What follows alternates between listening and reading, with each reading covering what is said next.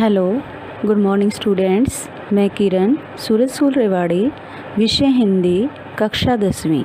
बच्चों, मैं अपनी पाठ्य पुस्तक क्षितिज काव्यखंड की कविता 8 की कुछ परीक्षा उपयोगी महत्वपूर्ण प्रश्नोत्तर करवा रही हूँ। इनको आप ध्यान से सुनिए और समझिए। प्रश्न हमारा है, कवि ने स्त्री के आभूषणों को शाब्दिक भ्रम के समान क्यों कहा है? उत्तर, कवि के अनुसार स्त्रियां गहनों पर मुग्ध होकर उसी प्रकार भ्रमित हो जाती हैं जिस प्रकार शब्दों के प्रयोग के द्वारा लोगों को भ्रमित किया जाता है। स्त्रियां गहनों के प्रति इतनी अधिक आकृष्ट होती हैं कि उनकी प्राप्ति के लिए वे अपनी स्वतंत्रता को भी दांव पर लगा देती हैं।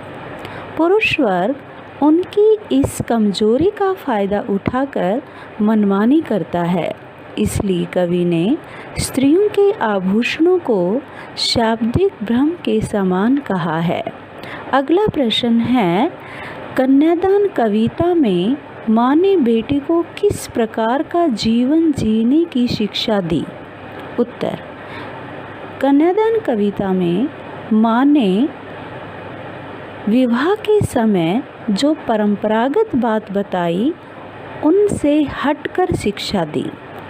उसे बताया कि वह केवल अपने शारीरिक सौंदर्य व वस्त्रों आभूषणों की प्राप्ति आदि की ओर ही ध्यान न दे।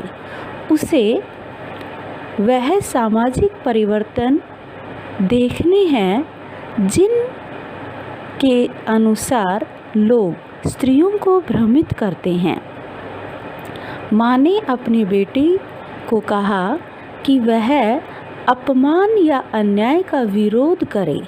उसे अपने अधिकारों के प्रति सजग रहना होगा। वह सजगता से ही अपने जीवन में एक नई दिशा दिखा सकती है। इसी से उसका जीवन सुखी बन सकता है। अगला प्रश्न है, कन्यादान शीर्षक कविता के आधार पर माँ के जीवन की विशेषताओं का उल्लेख कीजिए। उत्तर, प्रस्तुत कविता में कवि ने माँ के जीवन की विशेषताओं को बताते हुए कहा है कि वह एक सजग एवं अनुभवशील नारी है। उसने अपने जीवन में आने वाले सुख दुख को भोगा है और उन्हें प्रामाणिकता के साथ प्रस्तुत भी किया है। वह एक संवेदनशील नारी है। उसने जीवन में जिन सुखों व दुखों को भोगा है उनके कारणों को समझा भी है। वह नहीं चाहती थी कि जिन दुखों को उसने भोगा है उन्हीं दुखों को उनकी बेटी को भी भोगना पड़े। इसलिए एक माँ अपने कर्तव्य का पालन करती हुई अपनी बेटी को जीवन में आने वाली कठिनाइयों के प्रति सचेत करती है।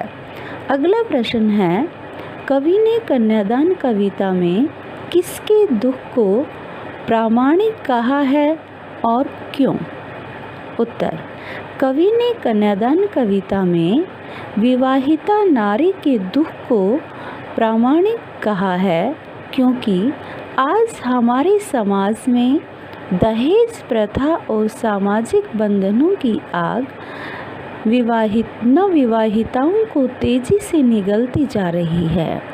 लोग लोभ के कारण इतने अंधे हो चुके हैं कि विवाहिताओं को आग में धकेल देते हैं या फिर खुदकुशी करने के लिए विवश कर देते हैं। तो बच्चों, इस प्रकार से ये हमारे कुछ परीक्षा उपयोगी प्रश्न थे जो मैंने आपको बताए हैं। इनके उत्तर आप ध्यान से सुनिए और समझिए। Okay, bye.